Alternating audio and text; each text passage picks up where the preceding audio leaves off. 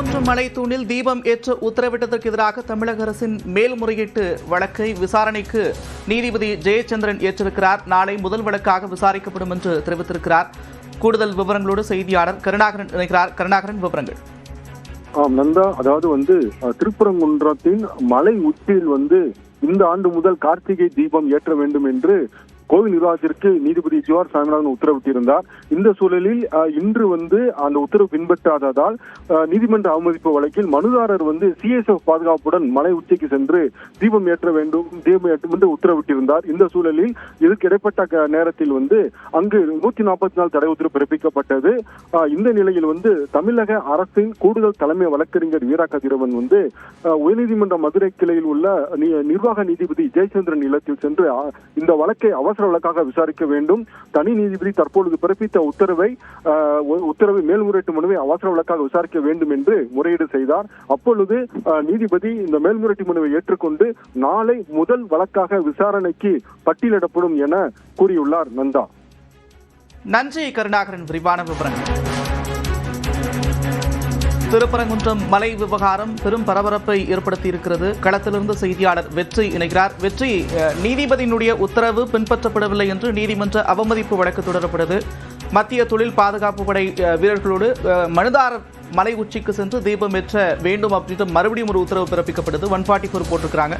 தொடர்ச்சியாக களத்தில் என்ன நடக்குது, பதற்றமான சூழலை தணிக்க என்னென்ன நடவடிக்கைகள் எடுத்திருக்கிறாங்க?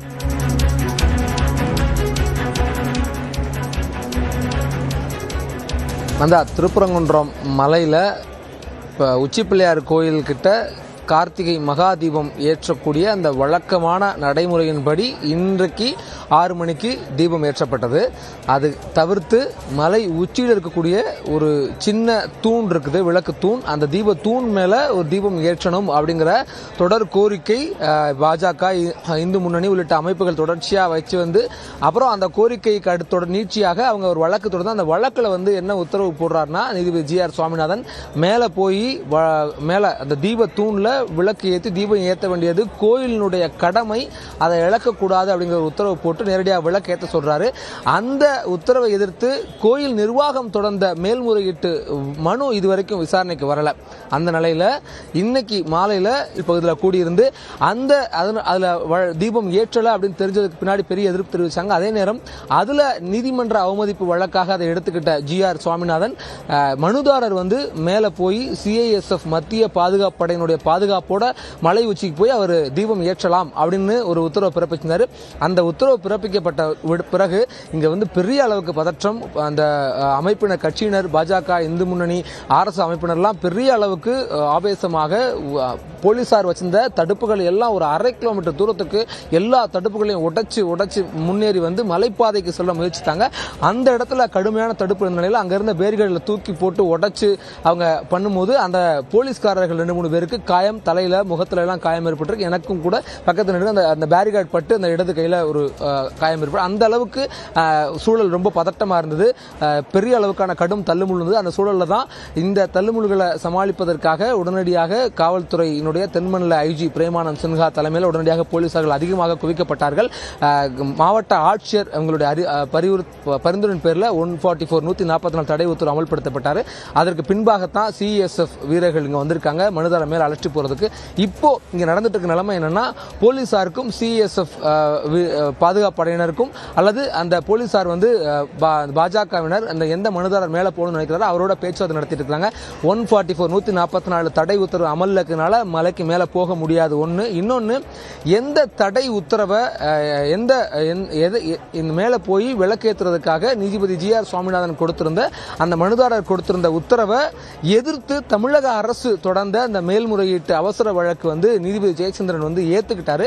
அந்த வழக்கை ஏத்துக்கிட்டு நாளைக்கு விசாரிக்க சொல்லியிருக்காரு. அதனால அந்த மனுவை அவர் ஏத்துக்கிட்டதுனால எந்த மலைக்கு போறதுக்காக பிறப்பிக்கப்பட்ட உத்தரவை எதிர்த்து தொடரப்பட்ட மனு வந்து ஏற்றுக்கொள்ளப்பட்டதுனால இந்த 2 நடைமுறையின் காரணமாக 144 காரணமாலையும் அந்த மனு ஏற்றுக்கொள்ளப்பட்டதுனாலையும் மலைக்கு மேல அனுமதிக்க முடியாது அப்படிங்கறத மாவட்ட காவல் ஆணையர் லோகநாதன் தொடர்ச்சியா சொல்லிக்கிட்டு இருக்காரு. அவங்க மனுதாரரோட முதல்ல 10 பேர் போறதுக்காக தேர்வு செய்யப்பட்டிருந்தாங்க. இப்போ ஒரு 3 பேரை மட்டுமாவது அனுமதிங்க அப்படின்ற ஒரு கோரிக்கை அவங்க காவல்துறை முன் வச்சிட்டு இருக்காங்க. இந்த நிலைமை தொடருது. ஆனா இப்ப இருக்கக்கூடிய சட்ட ரீதியான நிர்வாக நடைமுறைகளின்படி இவங்க இப்போதைக்கு மேலே ஏறி விளக்கேற்றுவதற்கான அனுமதிக்க அவங்களுக்கு காவல்துறையால் அனுமதிக்க மாட்டாங்க அப்படின்னு தான் இப்போதைக்கு சூழல் தெரியுது.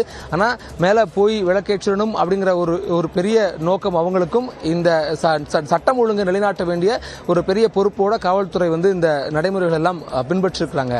நந்தா, தொடர்ந்து ஒரு பதற்றமான சூழல் அங்கு இருக்கிறத பார்க்க முடியுது. மாவட்ட காவல் கண்காணிப்பாளர், அதே போல தென்மண்டல காவல்துறையினுடைய தலைவர் உள்ளிட்டவர்கள்லாம் அங்கே பேச்சுவார்த்தை நடத்தினாங்க. இப்போ நீங்க குறிப்பிட்டது போல மனுதாரர்கிட்ட பேச்சுவார்த்தை நடத்திக்கிட்டு இருக்கிறாங்க. 144 இருக்கிறப்ப ஒரு கூட்டமாக 4க்கும் மேற்பட்டவர்கள் செல்லக்கூடாது அப்படின்னு இருக்கிறப்ப குறைந்தபட்சம் ஒருவரையாவது அனுமதியுங்கள் அப்படின்ற ஒரு நிலைக்கு வரும்போது என்ன நடக்கும்? அதே நேரத்தில் வழக்கு நிலுவையில் இருக்கு நீங்க குறிப்பிட்டது போல. அப்படி இருக்கிறப்ப அடுத்த கட்ட நகர்வு என்னவாக இருக்க வாய்ப்பு இருக்கு? வெற்றி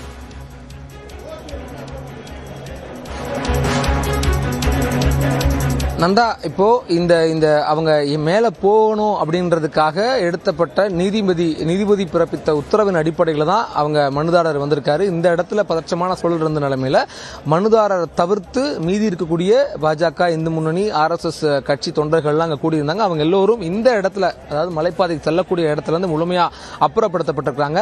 அப்புறப்படுத்தி மனுதாரர் மட்டும் இருக்கக்கூடிய பட்சத்துல தான் அவங்கள மட்டும் மேல அனுப்பலாமா வேணாமான்னு அவங்க சட்ட ரீதியான ஆலோசனைகளை காவல்துறை மேற்கொண்ட நேரத்தில் தான் இந்த மேல்முறையீட்டு மனு அப்படிங்கிறது நீதிபதி ஜெயச்சந்திரன் முறையிடப்பட்டு அந்த முறையீட்டை அவர் ஏற்றுக்கொண்டிருக்காரு.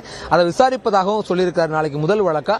அதனால இந்த சட்ட நடைமுறைகளின் படி இவங்க எந்த உத்தரவை எதிர்த்து போயிருக்கனால, அதாவது மேல போகலாம்னு GR சுவாமிநாதன் நீதிபதி சொல்றாரு, அந்த உத்தரவை எதிர்த்து போன மனு வந்து ஏற்றுக்கொள்ளப்பட்டக்கூடிய காரணத்தினால சட்டப்படி இவங்க அந்த அவர் போட்ட GR சுவாமிநாதன் போட்ட உத்தரவு அப்படிங்கிறது நடைமுறைப்படுத்த முடியாது அப்படிங்கிறதும் இப்போதைக்கு சூழல தெரிய வந்திருக்கு. ரொம்ப முக்கியமா 144 இருக்கிறதுனால இதுவும் சர்ச்சைக்குரிய மேலதிகமாக சிக்கல் பிரச்சனைகள் வரக்கூடும் அப்படின்னு வரக்கூடிய இடம் அப்படிங்கிறதுனால இந்த செயலை செய்யறதுக்கு காவல்துறை வந்து அனுமதிக்கல. அவங்க சட்டம் ஒழுங்கு நிலைநாட்டுறதுக்கு தேவையான முயற்சிகள் எடுத்துட்டு இருக்காங்க. இந்த வழக்கு இன்னைக்கு நிலைமையில, இதுவரைக்குமான நிலைமையில இனிமேல் இதே நிலை தொடர்பான கருத்துக்களை பகிர்ந்து கொள்வதற்காக மூத்த பத்திரிகையாளர் திரு ஜென்ராம் இணைகிறார். அவரோடு பேசலாம். சார் வணக்கம். வணக்கம். திருப்பரங்குன்றம் மலை விவகாரம் தொடர்ச்சியாக ஒரு பதற்றமான சூழலை ஏற்படுத்தியிருக்கு. இந்த விவகாரத்துல தமிழ்நாடு அரசினுடைய அந்த நடவடிக்கைகளை எப்படி பாக்குறீங்க?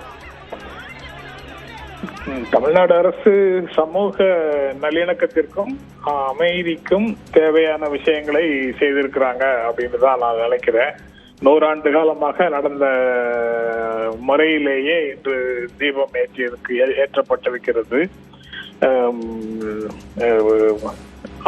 அதற்கு எதிராக நீதிமன்ற ஆணையை செயல்படுத்தவில்லை அப்படின்னு உடனடியாக மனுதாரர்கள் போய் நீதிமன்றத்தை நாடும் போதும் அவர்களுக்கு உடனடியாக நீதி அங்கு கிடைச்சிருக்குது.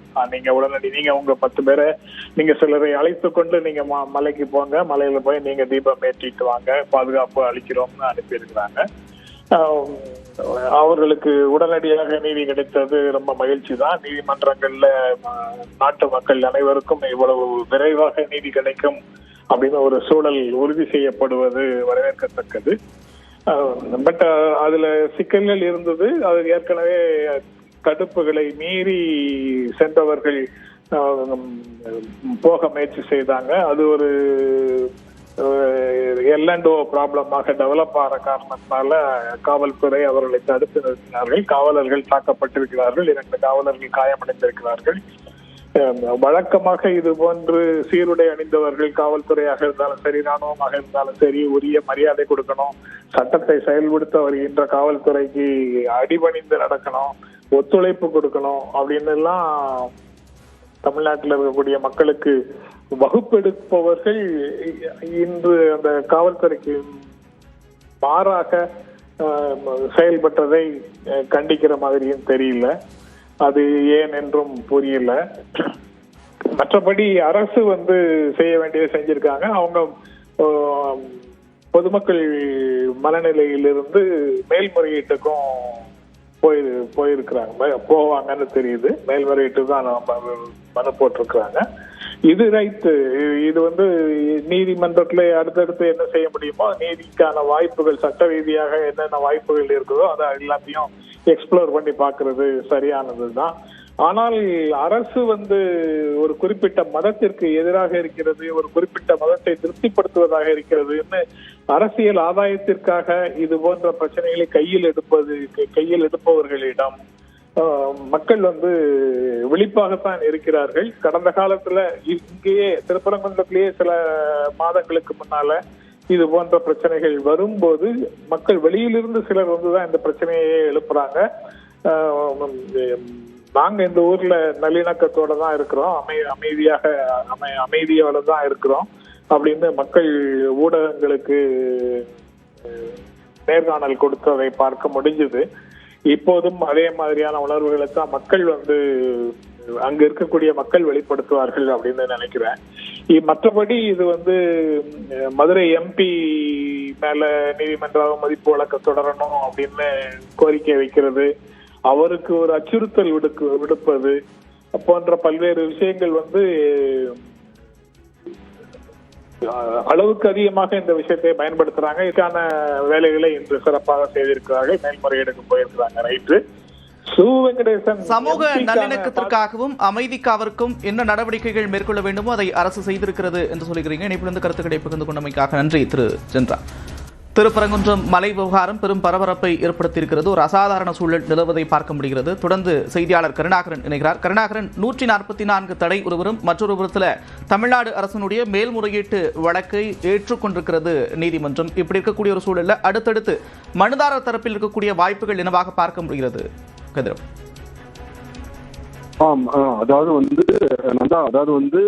இந்த மனுதாரர் ராம ரவிக்குமார் தான் மலை உச்சி தீபம் ஏற்றும் என்று மனு தாக்கல் செய்திருந்தார். கோவில் நிர்வாகம் ஏற்ற மறுத்த நிலையில் மனுதாரரே கோவில் மலை உச்சி தீபம் ஏற்ற வேண்டும், சிஎஸ்எஃப் வீரர்கள் பாதுகாப்பு வழங்க வேண்டும் என்று தனி நீதிபதி மாலை 6 மணி அளவில் உத்தரவிட்டிருந்தார்.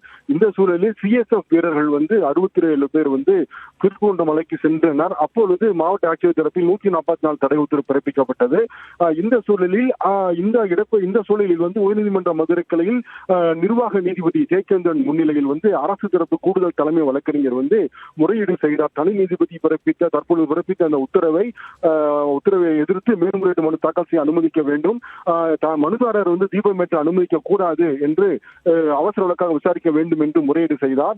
இதை கேட்டறிந்த நீதிபதி ஜெயச்சந்திரன் அமர்வு நாளை இந்த வழக்கு விசாரணைக்கு எடுத்துக் கொள்ளப்படும், முதல் வழக்காக பட்டியலிடப்படும் என்று உத்தரவிட்டிருந்தார். இந்த சூழலில் அரசு தரப்பு வழக்கறிஞர் அது குறித்த ஆவணங்களுடன் தற்பொழுது உயர்நீதிமன்ற மதுரை கிளையில் உள்ள பதிவாளர் அறைக்கு சென்று அந்த ஆவணங்களை சமர்ப்பித்து வருகின்றனர்.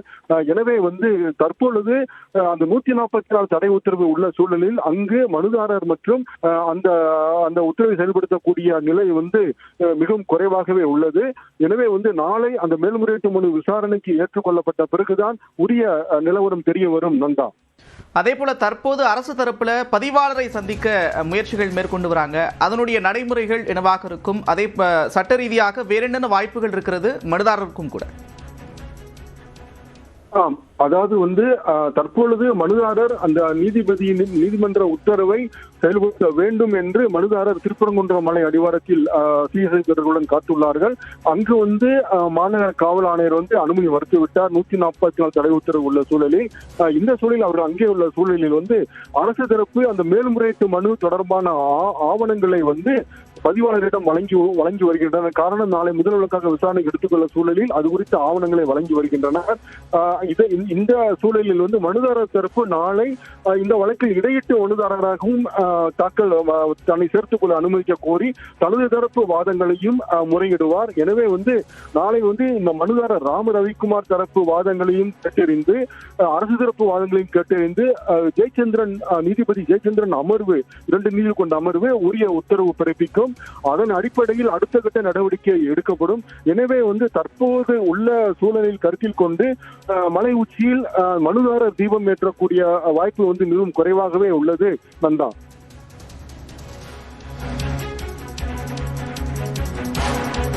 அதே போல வழக்கமாக இருக்கக்கூடிய நடைமுறை உச்சி பிள்ளையார் கோவில் முன்பு கார்த்திகை மாதத்தில் இந்த தீபம் ஏற்றப்படுவது வழக்கமான நடைமுறையாக இருக்கக்கூடிய ஒரு சூழல்ல